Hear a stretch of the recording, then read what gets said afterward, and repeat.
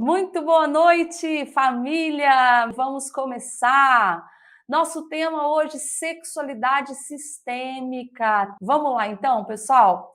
Boa noite para todo mundo que está chegando. E olha só, compartilha, curte essa live. O tema hoje, sexualidade sistêmica. Eu, particularmente, não entendo, não consigo entender como que os terapeutas, os psicólogos, os profissionais da saúde, até mesmo os profissionais do desenvolvimento humano, não abordam sexualidade com seus clientes, gente. Por quê? Porque sexualidade é vida. Sexualidade é a energia de vida que nos move, que nos faz estar vivos.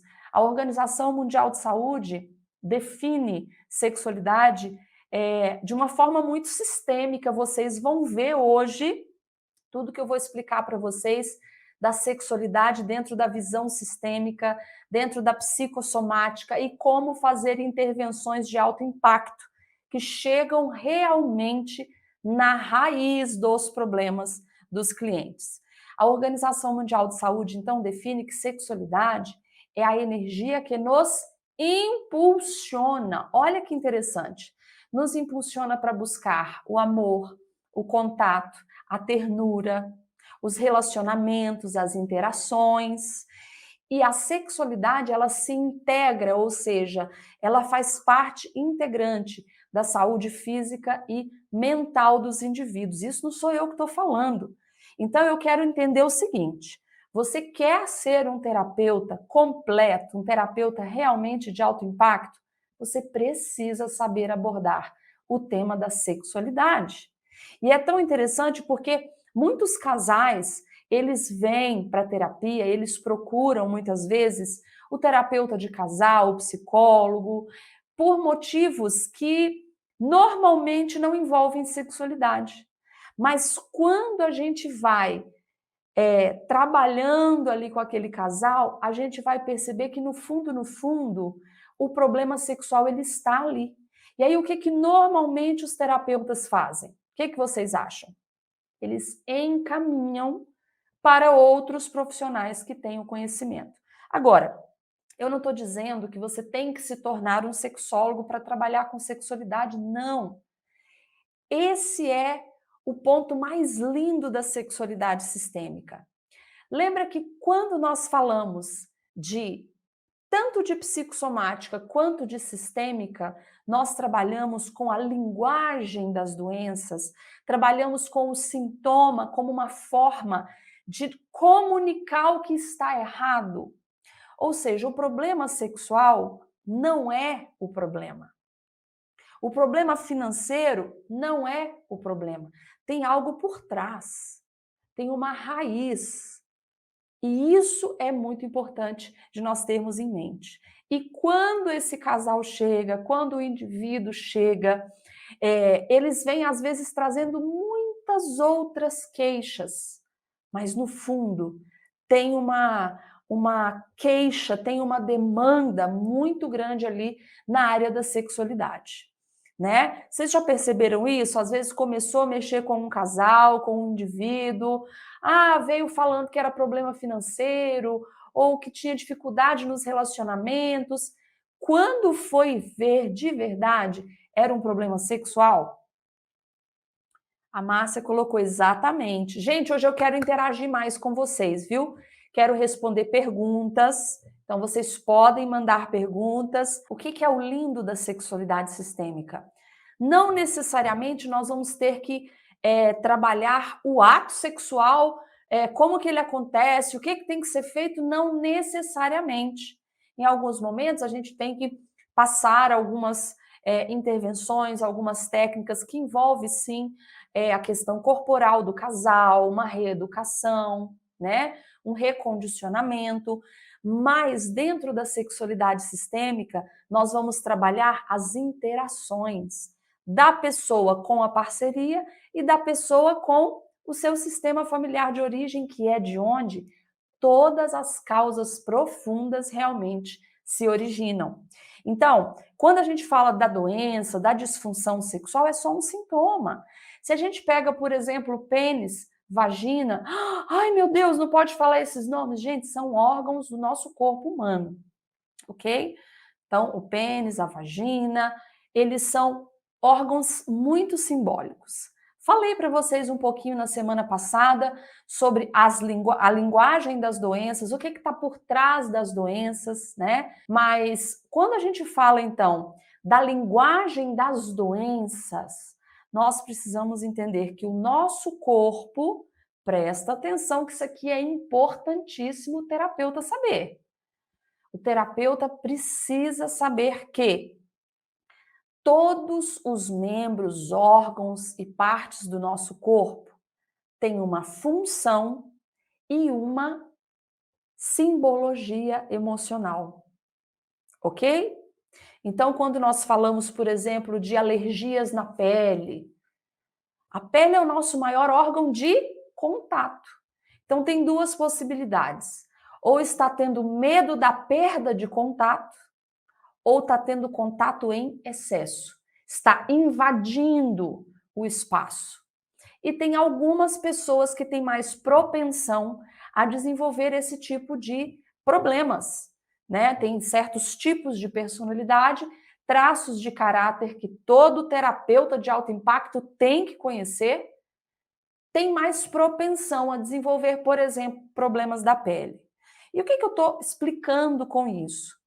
Quando se trata de disfunções e de problemas sexuais também, gente, pênis, vagina, órgão sexual, órgão reprodutor, é um símbolo, é um simbólico de reprodução, de multiplicação, muitas vezes também. Quando essa disfunção ou a dificuldade sexual aparece, nós precisamos sempre pensar nos sintomas, né? Para quê e por quê? Isso aqui tem que ficar claro para vocês. Nós precisamos muito, gente, saber fazer leituras além do que o nosso cliente fala. Porque o que o nosso cliente fala muitas vezes está no racional, ou às vezes está no inconsciente, está no corpo, está no jeito dele se mover, no jeito dele andar, no jeito dele falar, no tom de voz. Tudo isso é importante o terapeuta de alto impacto dominar, porque nem tudo o nosso cliente vai trazer para nós. Nós precisamos saber entender as mensagens. E o para quê, muitas vezes, para que nós desenvolvemos problemas sexuais? Na maioria das vezes não, eu vou dizer todas as vezes. Para que nós desenvolvemos problemas sexuais? Para nos afastar do sexo, para nos afastar do contato sexual. Sara, mas não é só problema sexual que nos afasta do sexo? Pois é. Candidíase de repetição, todos os problemas ali no trato urogenital afastam as pessoas do sexo. Então, primeiro ponto que você precisa ter em mente: o para quê? Normalmente é para afastar do sexo. Agora, por quê? Ou seja, qual a raiz disso? De onde vem? Por quê? Qual a motivação? Aí nós precisamos entender aquilo que eu já expliquei aqui para vocês. Nós precisamos ver a linha do tempo do nosso cliente, andar com ele nas situações que foram traumáticas, que foram marcantes. Às vezes teve aborto, teve violência, teve educação sexual muito repressora, ok? É importante caminhar na linha do tempo com o nosso cliente. Mas também é muito importante nós entendermos também o transgeracional. Porque muitos de nós carregamos no nosso corpo conflitos e dores que não foram resolvidos nas gerações anteriores. Como assim, Sara? Sim, a sexualidade sistêmica nos dá uma perspectiva amplificada do sujeito, do indivíduo. Ele não é um ser sozinho, isolado.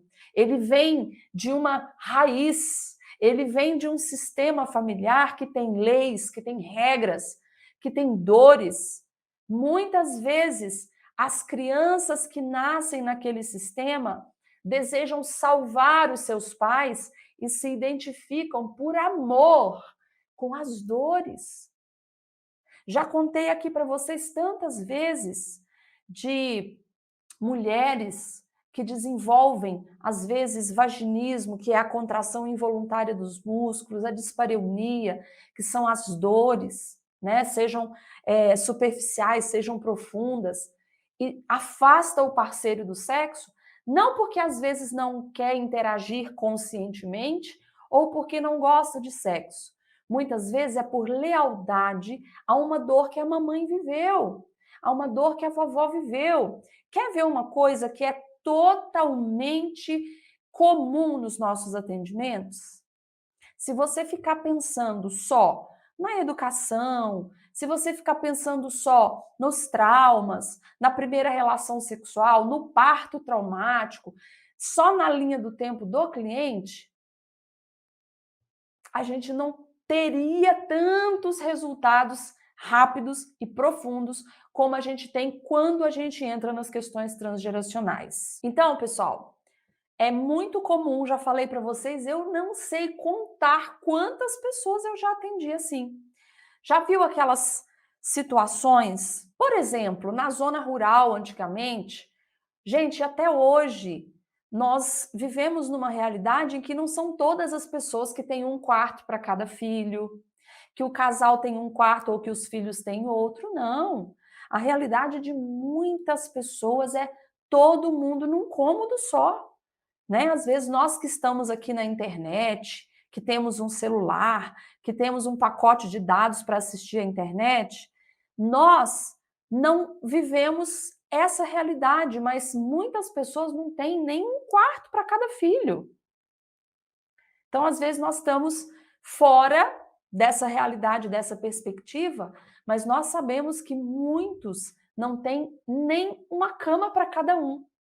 É tudo compartilhado. Mas falando dos exemplos que normalmente a gente chega, nós temos aí, por exemplo, pessoas que antigamente ou moravam na roça, ou mesmo dentro de casa, gente, que os pais não percebem que o barulho que eles fazem durante o ato sexual pode traumatizar os filhos, os pais não se atentam para isso. Isso é abuso. É apresentar e expor a criança a um conteúdo que elas não têm condições de elaborar, de assimilar.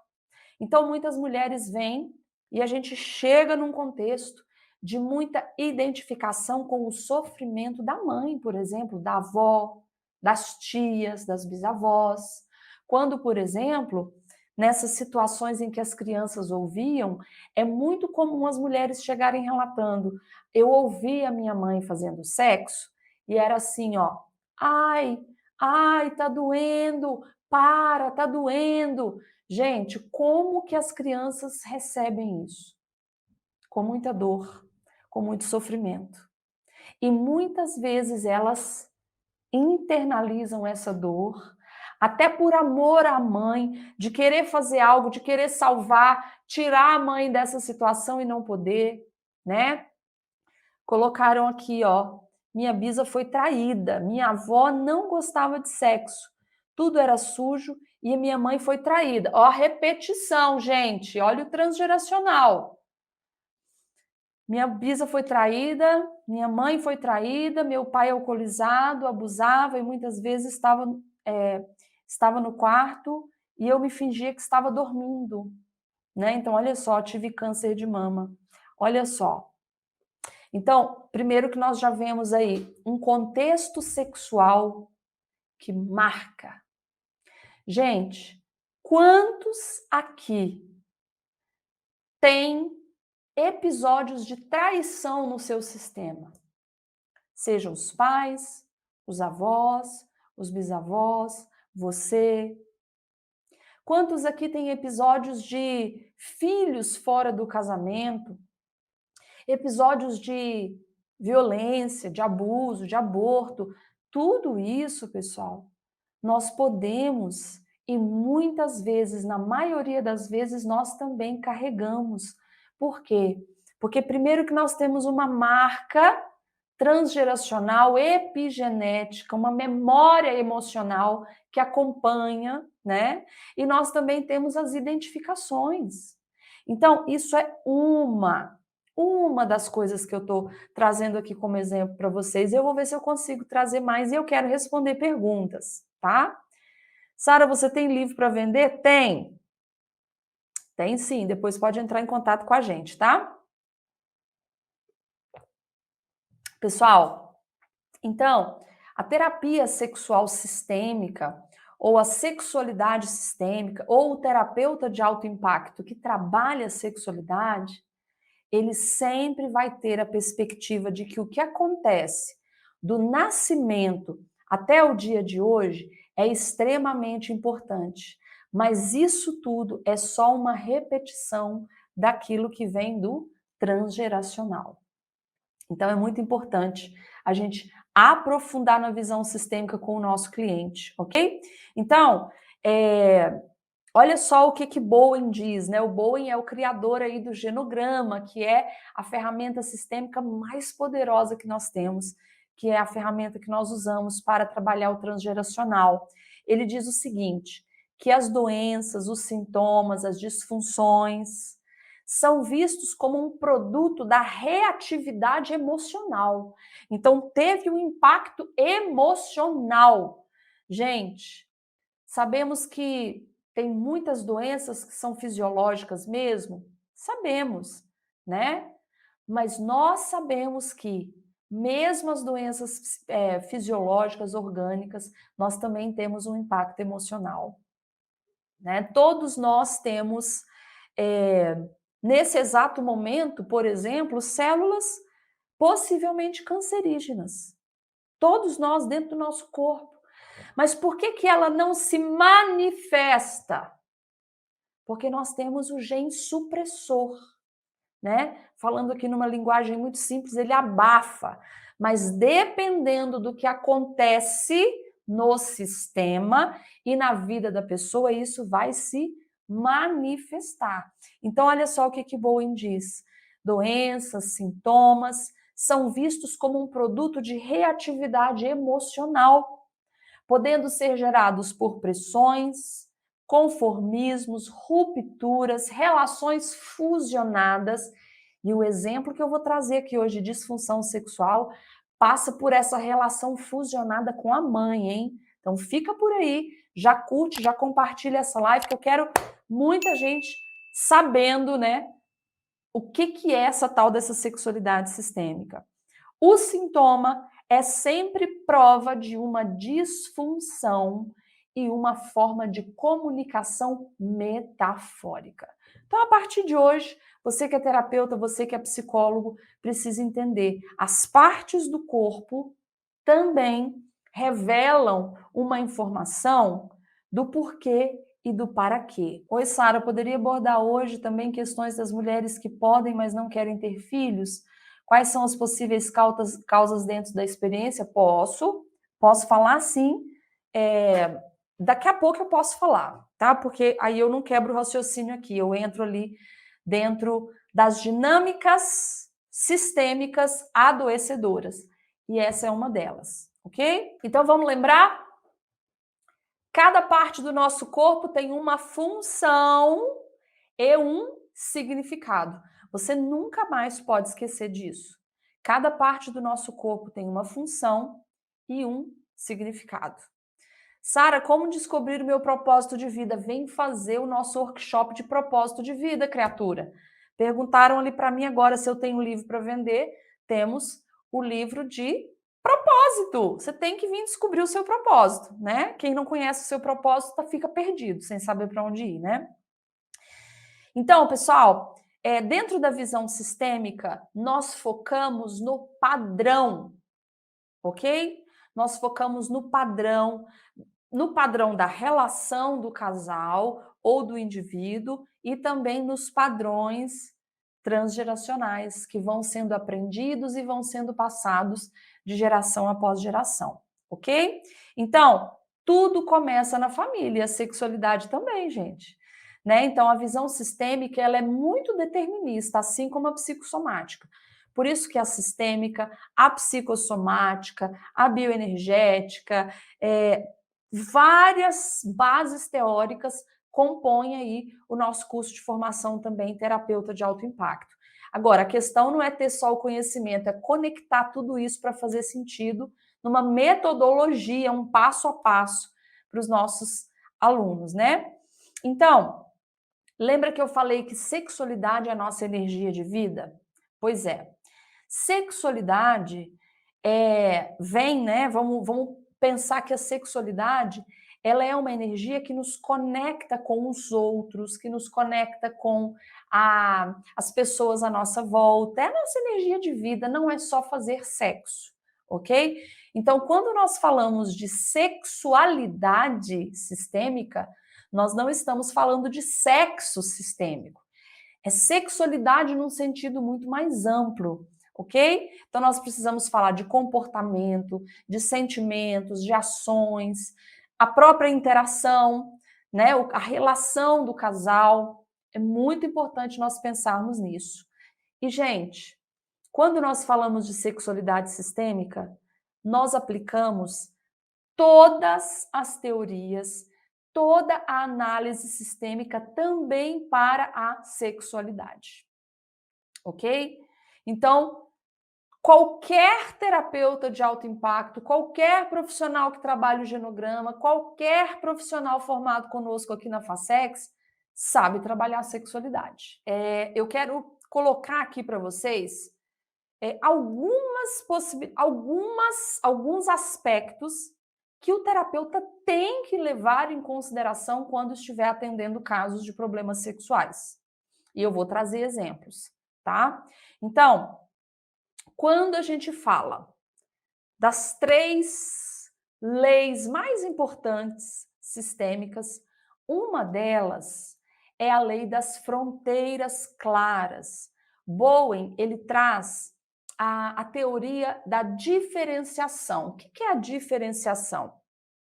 Olha só, significa ser capaz de se relacionar com o outro de maneira significativa sem se fusionar a ela. É isso que é diferenciação. Então, é o pulsar entre o pertencer e o se diferenciar. Uma das coisas que mais destroem a sexualidade dos casais é a fusão. Ai, achei então a raiz do problema. Não. A fusão no relacionamento de casal é só uma réplica da fusão com a mãe, do emaranhamento lá do modelo que foi aprendido no sistema familiar.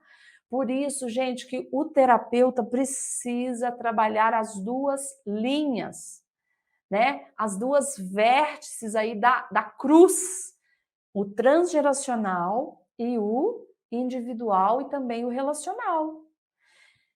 Uma das coisas que mais destroem a sexualidade do casal é essa fusão, é esse emaranhamento, é tudo junto e misturado, não tem distância, não tem fronteira, não tem individualidade, que é diferente de individualismo, ok? Não tem privacidade, que também é diferente de segredo, né? É equilíbrio. Então, quando a gente fala do início da vida, né?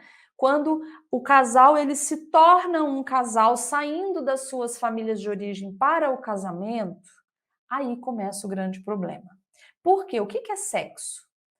Meus alunos que estão aqui sabem o que é sexo. O que significa a palavra sexo? Sexo significa seccionar, separar, cortar, ok? Cortar o que de quem? Separar várias coisas.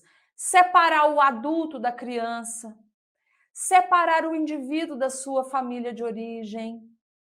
Gente, eu estou falando da etimologia, não do significado, que eu já vou entrar no significado daqui a pouco.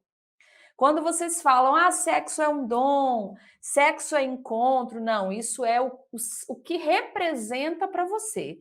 Estou falando da palavra, da etimologia mesmo, né? A palavra sexo deriva do latim, que significa seccionar, cortar, secare, romper.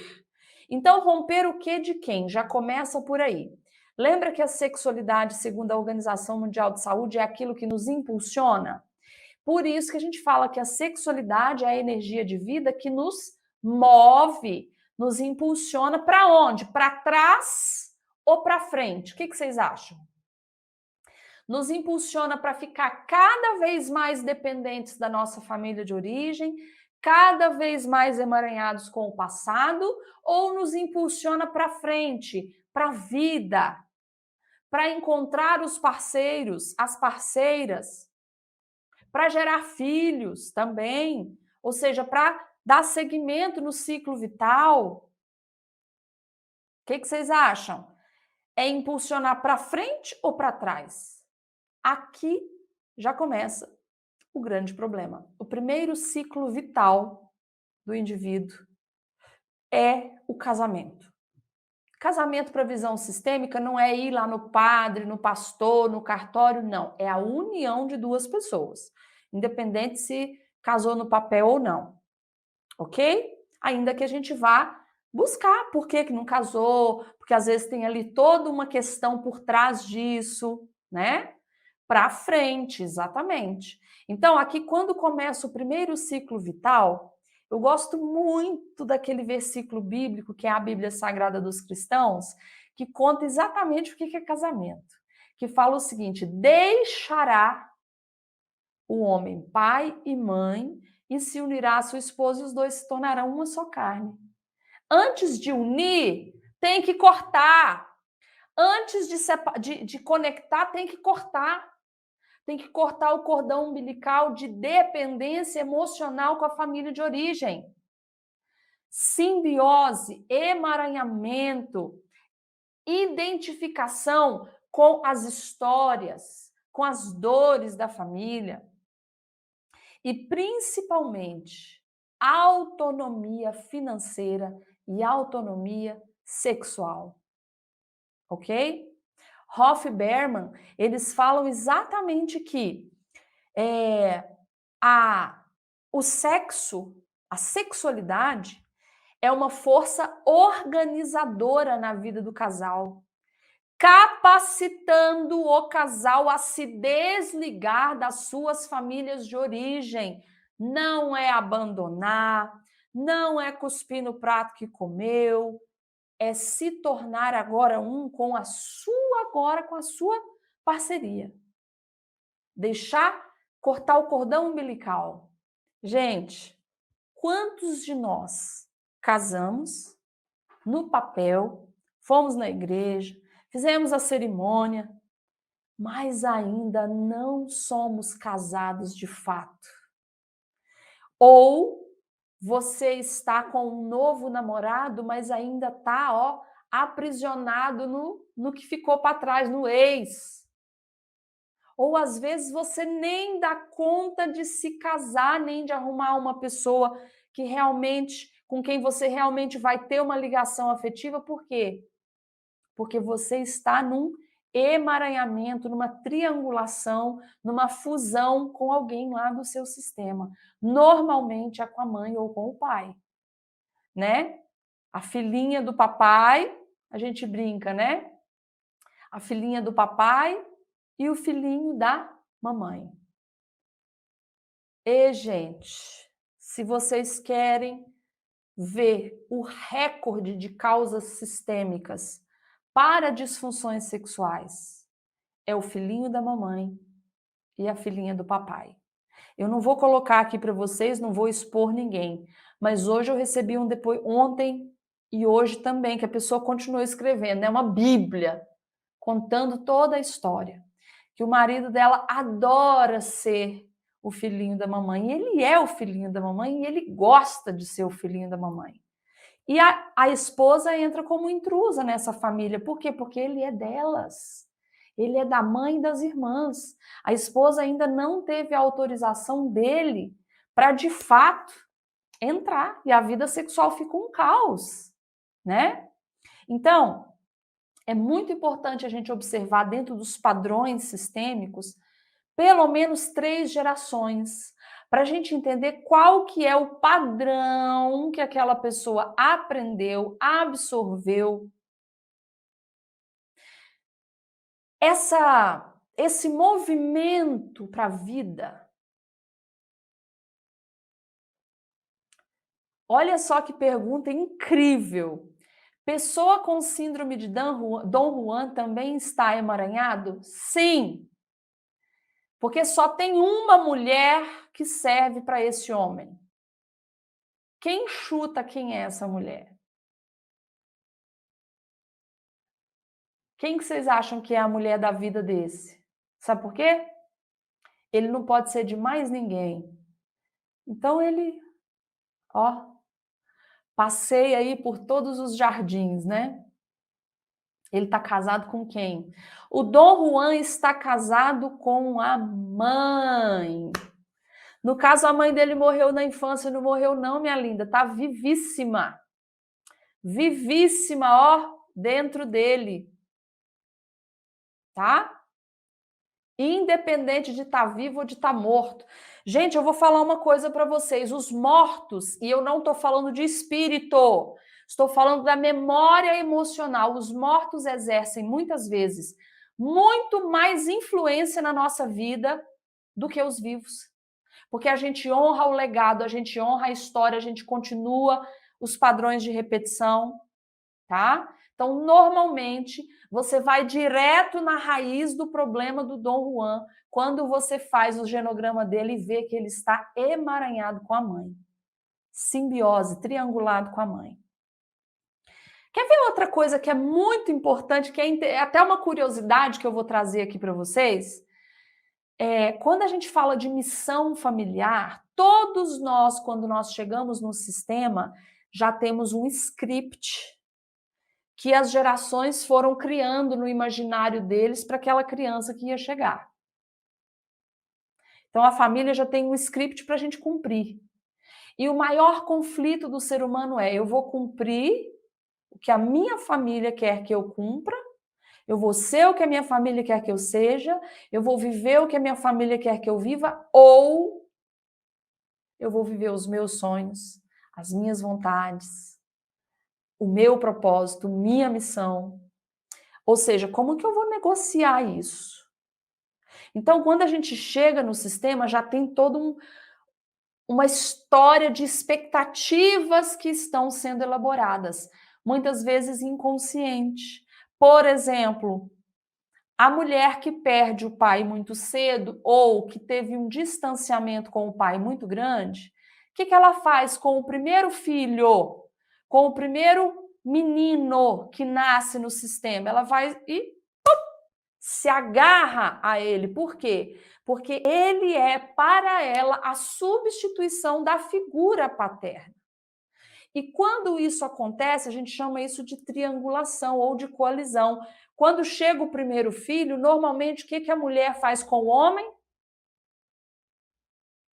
Chega para lá. Aqui eu e ele. E aí o que vocês acham que acontece, por exemplo, se chega uma menina no sistema ou um segundo filho?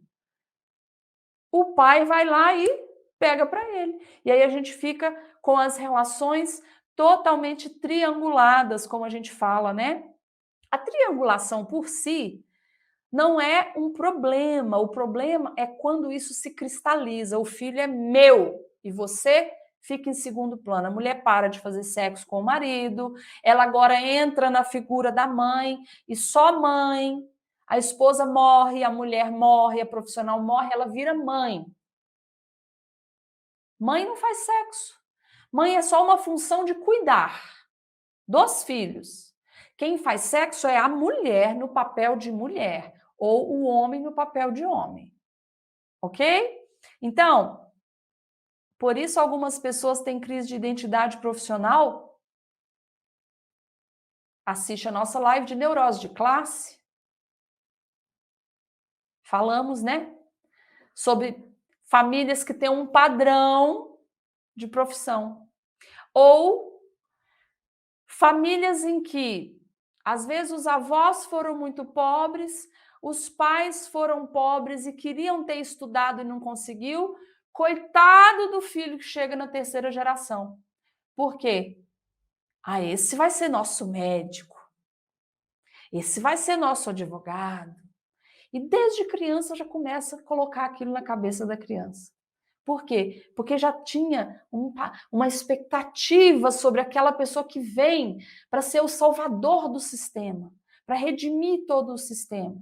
Agora, ninguém quer saber se aquela criança quer ser advogada, ninguém quer saber se aquela criança quer ser médica ou se vai dar conta de passar no vestibular.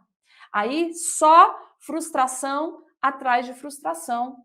Ou aquela família em que todos são advogados, todos são da área da educação, todos são da área da saúde. Aí, de repente, resolve aparecer aí um terapeuta ou sei lá, um artista. Ixi, isso dá um boró, tá? Isso também acontece dentro da sexualidade. Dentro da sexualidade. Nós temos o que nós chamamos de lealdade. Está implícito para cada pessoa que nasce no sistema seguir as leis. Cada família tem seu sistema de leis. Aí começam os padrões de repetição. Por quê? Porque não quebra esse padrão, não rompe com esse padrão. Não é romper com a família, não. É romper com o padrão. E aí, a cada geração, as mulheres todas são casadas com homens.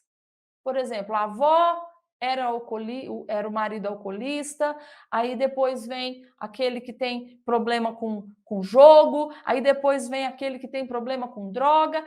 Todas as mulheres são casadas com homens problemáticos.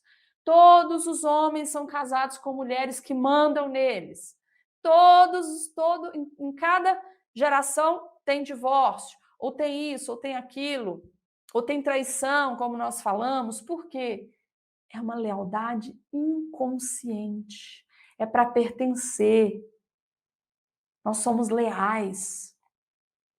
E aquele que não é leal, muitas vezes, ele vai para o outro extremo, que é o quê? Vou fazer tudo diferente, eu vou romper com a família, eu vou ser o rebelde, né? A ovelha negra. Aí ele vira a ovelha negra. E aí, gente, dentro desse sistema de leis que a família tem, dentro desse sistema de repetição, ou até mesmo de lealdade, por exemplo, que é uma lei muito grande dentro das famílias, a religião. Ah, gente, tenta mudar de religião para vocês verem algumas famílias aí. Os avós eram católicos, os pais católicos, depois os filhos católicos, agora chegam os netos que quer virar evangélico ou quer virar espírita. Gente do céu, isso dá um problema dentro das famílias. Por quê? Porque aquela família já tem aquela lei, é lei nessa família ser católico, ou ser espírita, ou não ter religião, é lei. Aí, de repente, numa família de, por exemplo, pessoas ou às vezes agnósticas ou ateias, aí de repente chega um que quer ter a religião, que quer. Muitas vezes é difícil, porque romper é difícil. Não é romper com a família, é romper com os padrões. Mas na maioria das vezes a família não aceita. Enxerga como traição, enxerga como cuspir no prato que comeu, enxerga desrespeito aos mortos. Como que você vai fazer isso com a sua avó? Sua avó hora dessa está revirando lá no túmulo. Né? Um sistema muito forte de leis, de padrões. E isso, gente, entra também dentro da sexualidade dos casamentos. Quer ver uma coisa? Esse exemplo que eu dei, dessa mulher que não é só uma, são várias. Eu já atendi incontáveis mulheres nesse padrão. Que as avós tinham péssimos casamentos, relacionamentos abusivos mesmo. As mães também, a mãe também. E aí chega a vez dela. Como que é para essa pessoa ser mais feliz, ser mais bem-sucedida, ser mais, ter mais prazer sexual? Como que é para essa mulher ter um bom marido, ter uma relação tranquila? É só a gente pensar. Se você pudesse, ó, fecha seus olhos aí, vamos fazer um exercício sistêmico comigo.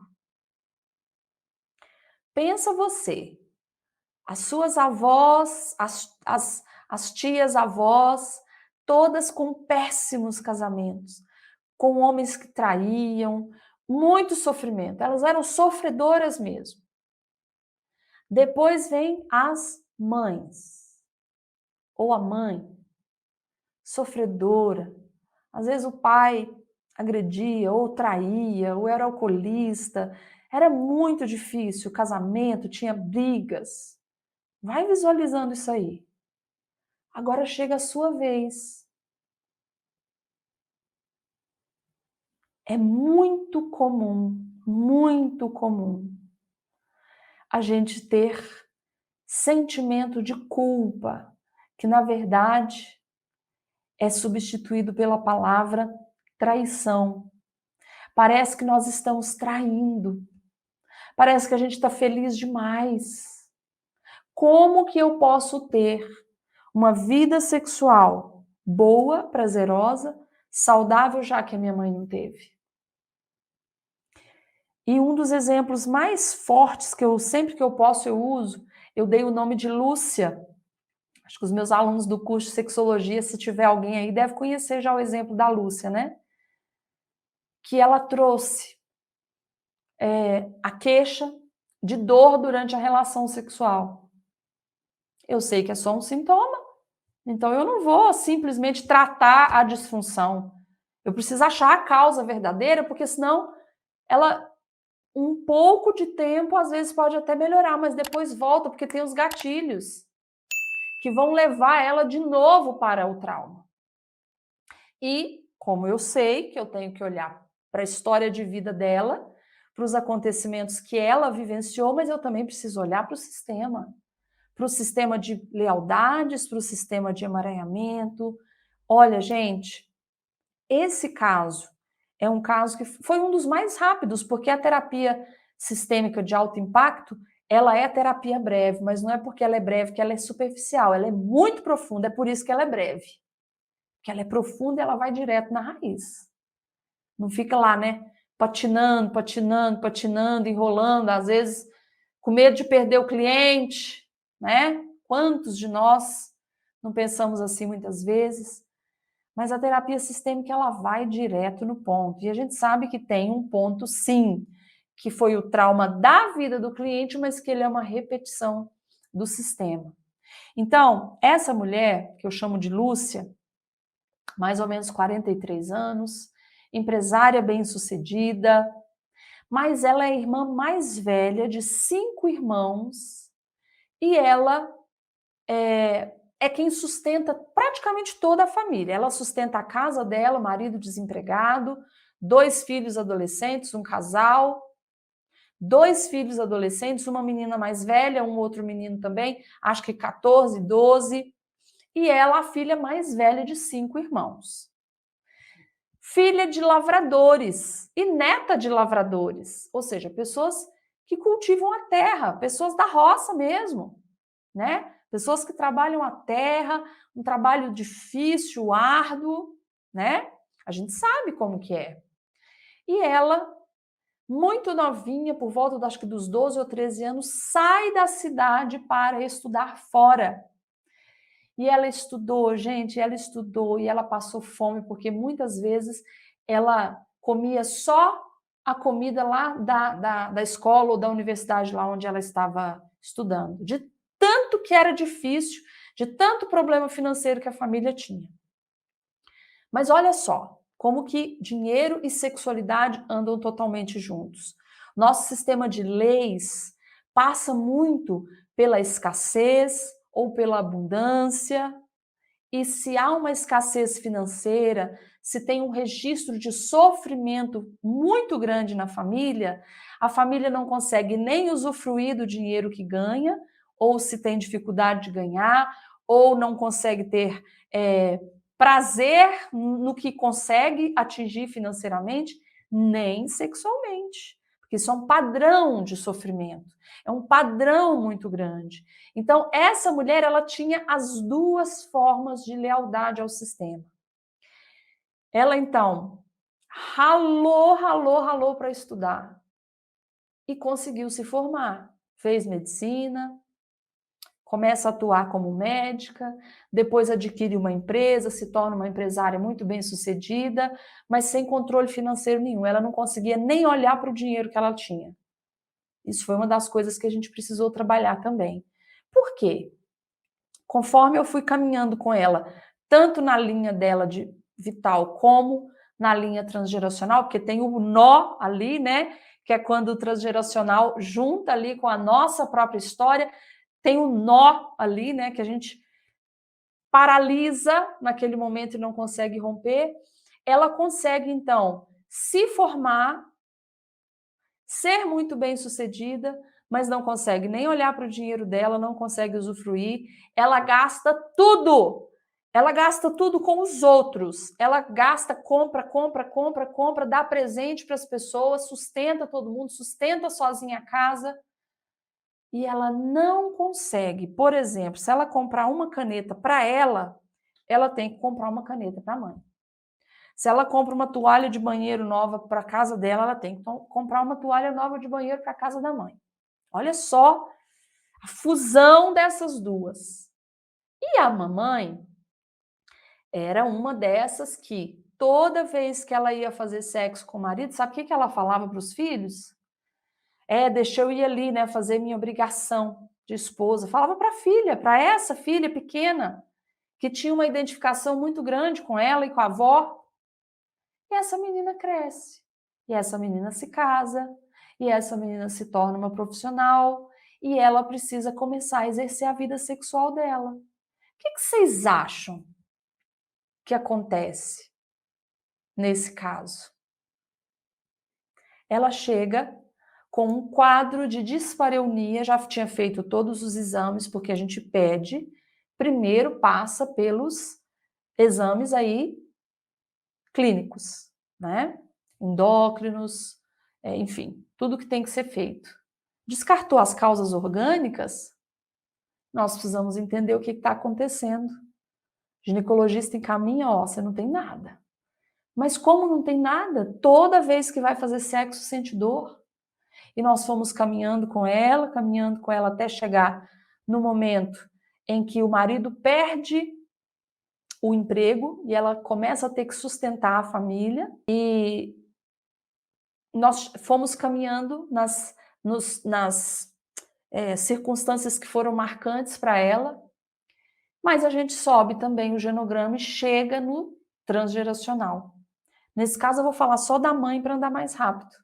Essa era uma das mães, então, desse modelo de mãe, que além de contar para os filhos que estava indo ali, né, sofrer um pouquinho, fazer, né, vamos dizer assim, às vezes, né, as obrigações da mulher, ela era uma dessas que ficava, ai, tá doendo, para. E era sempre nos momentos em que ela, às vezes, estava acordada, que ela escutava. E quando nós chegamos nesse ponto, que nós vimos pelo genograma o nível de lealdade que ela tinha com a mãe, porque pelo genograma a gente desenha, a gente tem os símbolos que facilita demais a nossa vida. E a gente bate o olho e a gente vê uma ligação extrema com a mãe e com os irmãos, e ela entra numa posição de toda poderosa nesse sistema. Toda poderosa. Ela que banca, ela que supre, ela que é o homem da casa, do sistema inteiro. Ela que paga a faculdade para os irmãos. Gente, ela tinha muito poder dentro dessa família. Muito poder. E de repente ela percebe as lealdades que ela estava tendo com o sofrimento sexual e relacional com as mulheres do sistema e a posição que ela ocupa nesse sistema, uma posição de muito poder. Ela fica muito maior do que o marido. ela entra numa posição de mãe desse homem. Mãe e filho não faz sexo. Quem faz sexo são dois adultos do mesmo tamanho. Então, se ela é mãe dele, se ela entra nesse registro de mãe, olha o sistêmico relacional. Tem que ver o relacional aqui com o casal. Se ela entra nessa posição de mãe, mãe e filho não fazem sexo, gente. Quem faz sexo são dois adultos iguais. Então, já vai pensando aí nos formatos de relação. Olha quanta coisa a gente pode ver. Mas a gente vê aqui também uma das coisas só, né, que eu falei até agora, eu acho, que é a diferenciação, que é a possibilidade ou a capacidade que eu tenho de pertencer, de me relacionar significativamente com o meu sistema de origem ou com a minha parceria, mas eu também tenho de me diferenciar. Eu sou um indivíduo. Eu agora tenho a minha família, eu agora tenho os meus filhos, o meu marido, mas pelo genograma nós vimos que ela era da família de origem. Ela deixa tudo, ela deixa os filhos para cuidar da família de origem. Ela não se seccionou, totalmente emaranhada. Gente, quem não tem diferenciação, ela não tinha autorização, não estou contando para vocês, nem para comprar uma caneta. Se ela comprasse para ela tinha que comprar para a mãe. Ela não conseguia olhar para o dinheiro que ela tinha muito dinheiro. Ela gastava tudo, porque ela, inconsciente para ela, ou inconscientemente para ela, era insuportável ser maior do que os irmãos e do que os pais e do que os avós. Ela tinha uma identificação muito grande também com a avó. Mulheres muito fortes, muito poderosas. Só que a dor que ela sentia era na penetração. Era logo na entradinha ali, ó. O que é sexo, gente? Agora vamos falar do significado? O que é sexo? O que é sexo para você? Teve gente que colocou lá em cima, né? Sexo é união, é um dom, um negócio bem, né? Sexo é o quê? O que é sexo, gente? Eu tenho a minha definição de sexo. Uma pergunta que vocês sempre têm que fazer para os clientes de vocês. O que é sexo para vocês? A semana passada, na sexta-feira, eu tive uma aula de genograma sexual com os nossos alunos do curso de sexologia. E atendendo um dos alunos, não vou citar nomes, obviamente, quando eu perguntei o que era sexo, ela falou: sexo é reprodução. Gente, olha o significado do sexo. Olha lá, prazer, troca, o que mais, gente? Intimidade.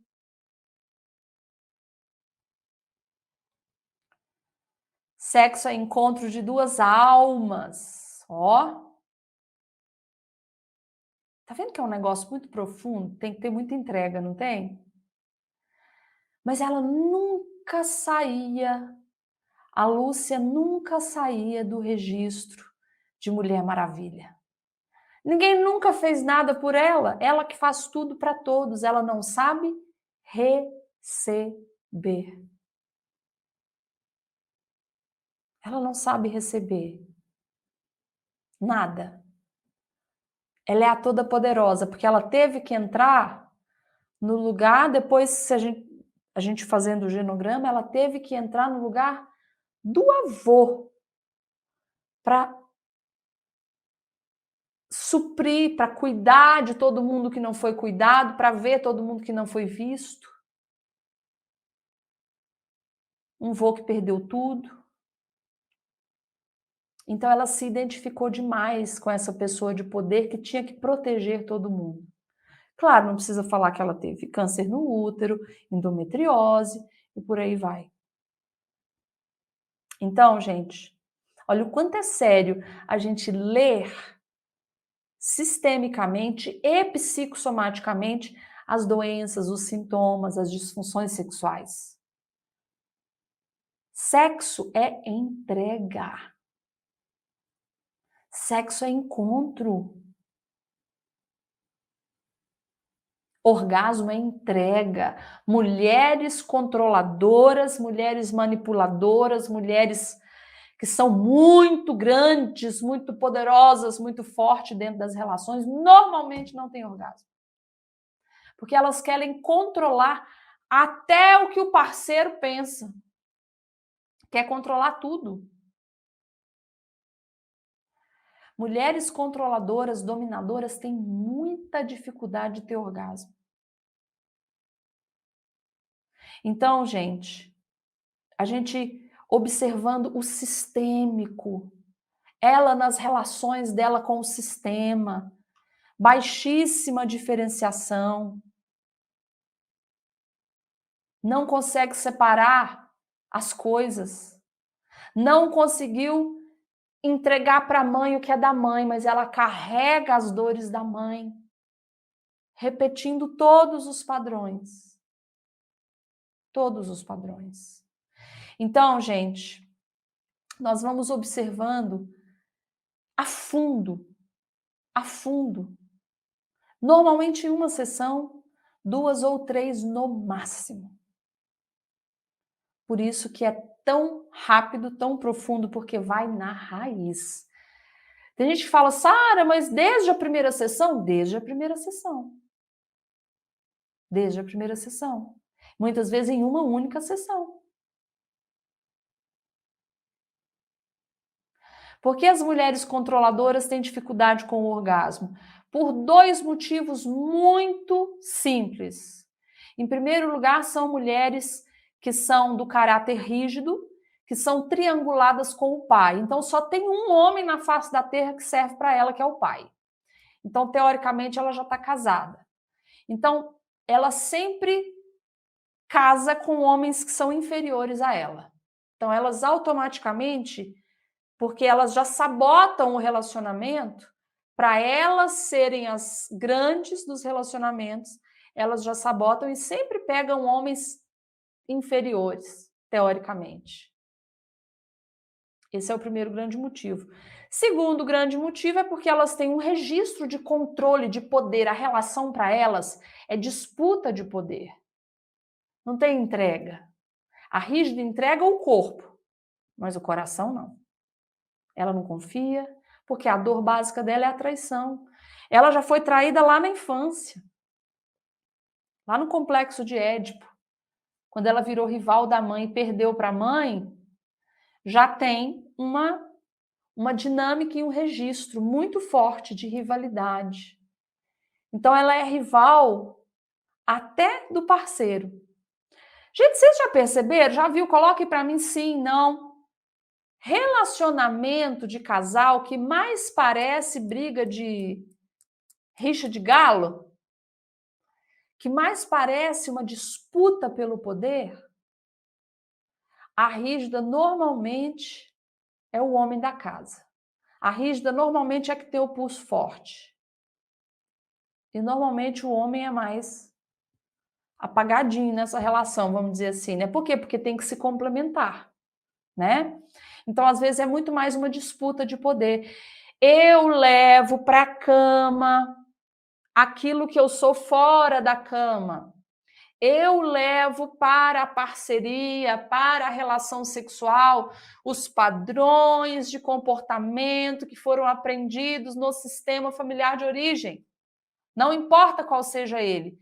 Lidar com o dinheiro, lidar com a profissão, lidar com os filhos, lidar com a vida sexual, lidar tudo. Então, é muito vago, sabe? Chega um problema aí no nosso espaço terapêutico, nosso consultório, e a gente fica ali alisando o problema, a gente fica muitas vezes inseguro, sem saber para onde que vai, sem saber como que chega à raiz dos problemas, né? Então, nós precisamos ampliar nosso conhecimento, gente. É preciso conhecer a fundo. a visão sistêmica, a psicossomática. É preciso conhecer a fundo como a mente das pessoas é construída, a linguagem não verbal, corpo, movimento, fala. É preciso conhecer a fundo intervenções que realmente podem resolver os problemas, porque a gente fica patinando muitas vezes com insegurança. Então, pessoal, quando a gente fala dos processos sistêmicos que nós temos que observar quando nós estamos atendendo os nossos clientes, nós precisamos prestar muita atenção nessas dinâmicas sistêmicas que elas são observadas em todas as áreas da vida e também na sexual. Nós precisamos ver a questão aí das lealdades, dos emaranhamentos, das repetições. Gente, até o nome que a pessoa recebe influencia na sexualidade dela. Até o nome. Como assim, Sara? Lembra que eu falei para vocês que antes da gente chegar no sistema, a gente já tem um script a seguir e o nosso nome aponta muito isso. Pessoas que têm nome de santos, nome de candura, de pureza. Conhece alguma pessoa assim? São pessoas que já vêm marcadas muitas vezes por aquilo que a família espera que ela seja ou recebe o nome de um antepassado e aí ela vai ter que ser a continuidade daquele antepassado. Isso é uma das coisas do trabalho da psicogenealogia, ok?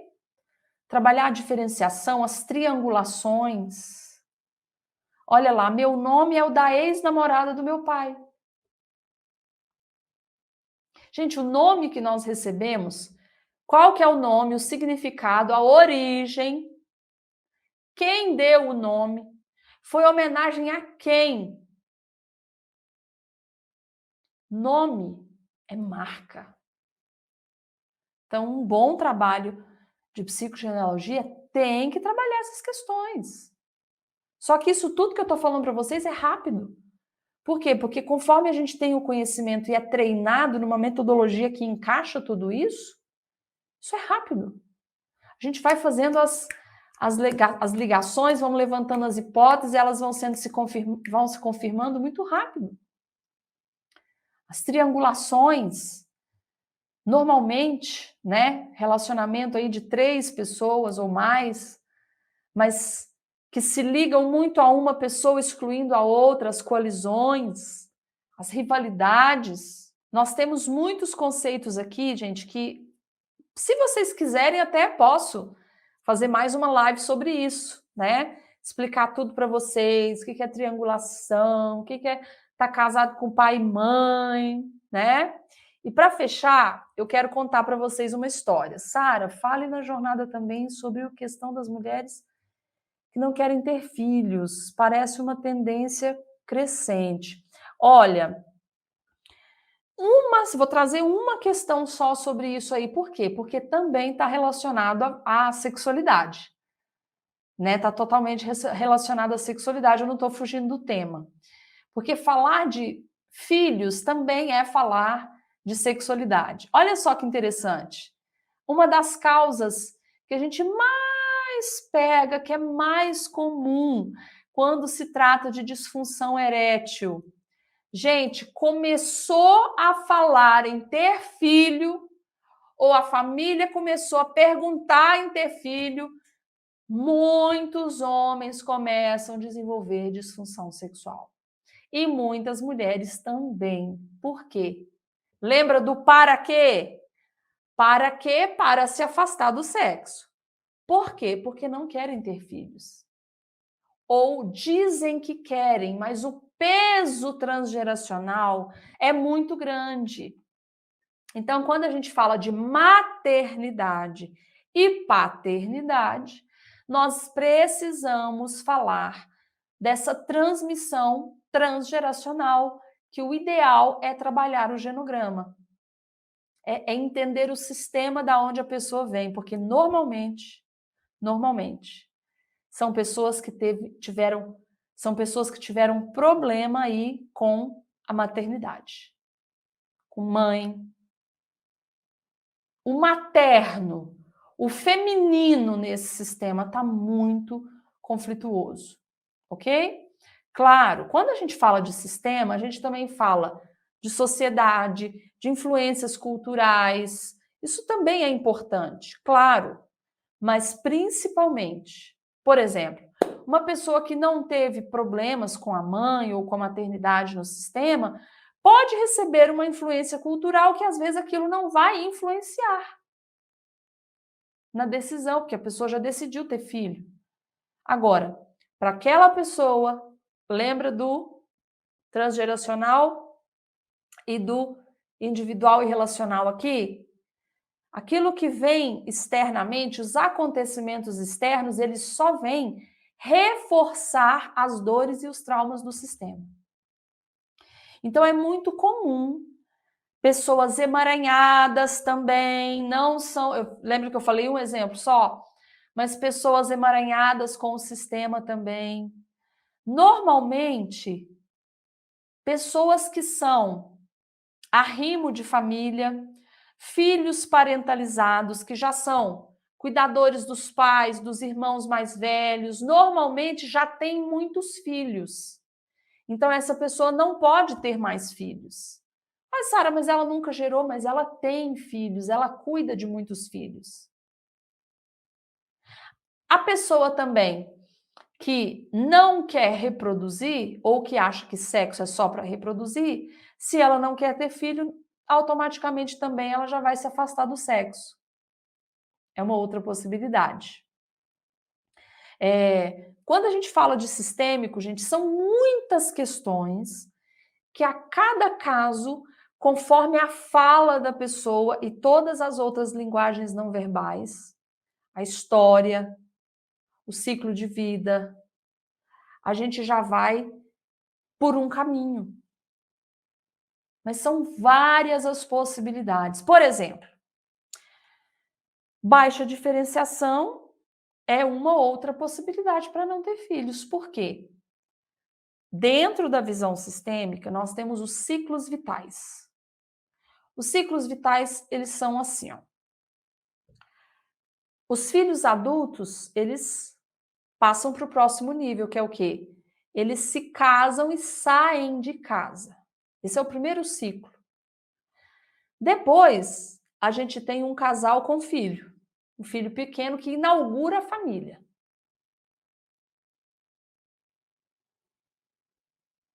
Depois, a gente vai ver filhos adolescentes, filhos adultos, filhos que vão se casar e sair de casa, agora esses aqui já se tornaram avós, esses aqui que eram só filhos agora se tornaram em pais, e assim por diante. Agora, o grande nó, por isso você tem que perguntar por que casou, como que casou, a data que casou e os seus pais.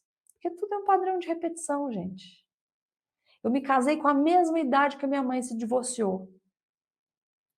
A mesma idade. Quando caiu a ficha, eu falei, meu Deus, é uma busca, ou por reparação, ou inconscientemente uma repetição. Ah, mas o que isso tem a ver? No contexto em que eu estava fazendo o trabalho sistêmico, fez muito sentido. Então, nós precisamos pegar a história. O que é um contexto sistêmico dessa pessoa que não quer ter filhos? Eu trouxe aqui alguns exemplos. E esse que eu quero usar para concluir aqui é: quando a pessoa não saiu da família, ela ainda é da família. Ela não tem autorização inconsciente para ter filhos, porque quando tem filho, o que acontece? Agora, essa pessoa que pertence à família nuclear não pertence mais à família de origem. Então, dependendo do nível de emaranhamento que ela tem, é difícil fazer esse movimento, ok? Então, por mais que ela está casada, às vezes tem muita dificuldade inconsciente de ter filhos. Agora, A gente entrando em questões da psicogenealogia que são muito mais profundas, a gente vê aí uma questão que teve aborto no sistema, que teve morte prematura, que teve excluídos, enfim, identificação com outras pessoas também que não tiveram filhos ou que tiveram filhos ceifados, né, vamos dizer assim. Então, gente, o sistêmico, ele é profundo e ele vai direto na raiz, tá? Não tem uma resposta pronta, mas tem muitas coisas que são comuns a todos os sistemas familiares, por isso que é mais fácil a gente já meio que ir direto, né, usando a ferramenta do genograma aí também. Ó, vou responder mais uma pergunta aqui, antes da gente terminar. O que significa um homem com ejaculação precoce? Um homem com ejaculação precoce é que ele antecipa um dos ciclos da resposta sexual. Desejo, excitação, orgasmo e resolução. Esse homem ele tem um pico de excitação e é como se ele passasse do desejo para o orgasmo direto e não consegue concluir a relação sexual, vamos dizer assim, num tempo que é adequado para os dois. Seja um excesso de estímulo, seja uma falta de controle emocional, fisiológico também, enfraquecimento dos músculos, alguns medicamentos. Agora, sistemicamente, a gente também vai avaliar tudo isso aqui que eu avaliei com vocês, porque um filho fusionado com a mãe, ele ainda está no registro infantil, sexo é para adulto. Então, o homem que tem simbiose com mãe, normalmente tem problema sexual, porque ainda está na simbiose com a mãe, tá? Tá lá na fase oral, quando o filho deveria ir se desidentificando da mãe, ele ainda permanece lá. Então, ele não cresceu, ele não tem um registro de homem, né, maduro. Já falei para vocês da mulher controladora que castra psiquicamente o homem. Tem um episódio lá naquela série da Globoplay, Sessão de Terapia, que tem um episódio lá que é com... eu esqueci o nome do personagem, não sei se é Ricardo ou Paulo. É um executivo, um preto lindo, super bem sucedido, mas de repente a mulher dele fica maior que ele. Ele é um executivo e ela acho que lançou um livro sobre feminismo e ela explodiu no Brasil inteiro e no mundo e ela cresceu muito e esse homem ficou muito pequenininho diante dessa mulher. Mas isso é só mais um sintoma de repetição de algo que já vem lá de trás, né? Então, é uma dinâmica que já tinha sido aprendida antes. Então, quando eles se desnivelam nessa relação, ele começa a ser o que a gente chama de castração psicológica, né? Castração psíquica. A mulher pode castrar o homem psiquicamente, essa mulher muito superior, muito castradora, muito punitiva. Sabe aquela mulher que fala, lá em casa tem 3 filhos. Mas você não tinha só 2 filhos? Não, é o Juninho, o Luizinho e meu marido. Os 3 são filhos. Esse homem fica impotente diante dessa mulher. Ou diante da parceria, mesmo sendo homossexual. Análise sistêmica dentro da nossa abordagem é o quê? Não é só visão sistêmica, é entender o ser humano, corpo, alma e sistema. Por isso trabalhamos visão sistêmica, psicossomática, psicogenealogia, trabalhamos bioenergética, análise do caráter e tantas coisas aí, tudo junto para formar um conhecimento que realmente vai chegar aí na raiz dos problemas. Pessoal, muita gratidão, aula maravilhosa, gratidão, muito bom, excelente aula, aula muito produtiva. Oi, Lu! Dinheiro com psicologia. Cadê? Deixa eu ver aqui. Amei. Entrega, crescimento, movimento, gratidão, esclarecimento. Um beijo para vocês. Tchau, tchau.